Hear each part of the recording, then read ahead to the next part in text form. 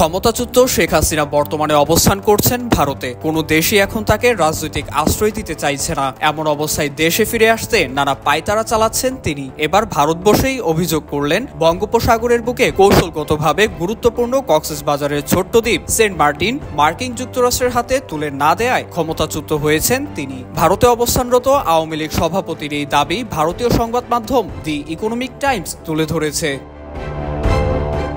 এই প্রতিবেদনে বলা হয়, ভারতে যাওয়ার পর একাধিকবার জাতীয় নিরাপত্তা উপদেষ্টা অজিত দোভালের সঙ্গে দেখা হয়েছে শেখ হাসিনার। ভারতীয় নিরাপত্তা এবং কূটনৈতিক কর্তাদের সঙ্গেও কথা হয়েছে তার। তবে রোববার ভারতের পররাষ্ট্র মন্ত্রণালয় থেকে জানা গেছে, আওয়ামী লীগ সরকারকে ক্ষমতাচ্যুত করা এবং বাংলাদেশের সাম্প্রতিক পরিস্থিতির জন্য তিনি আমেরিকাকে সরাসরি দায়ী করছেন।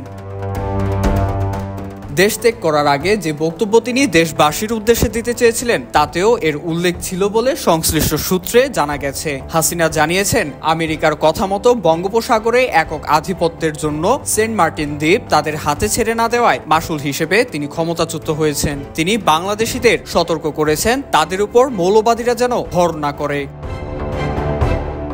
এদিকে তিনি আবার নিজের দেশে ফিরে যাবেন বলেও আশা প্রকাশ করেছেন। তিনি মনে করেন, আওয়ামী লীগ বারবার ঘুরে দাঁড়িয়েছে, আবারও ঘুরে দাঁড়াবে। তার দলের বহু নেতাকে হত্যা ও ঘরবাড়ি জ্বালিয়ে দেওয়ার খবরে তিনি অত্যন্ত ব্যথিত।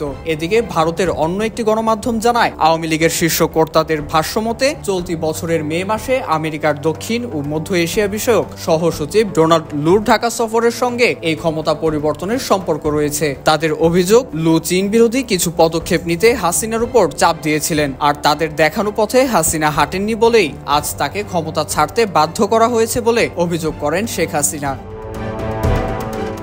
IVTV USA, new York.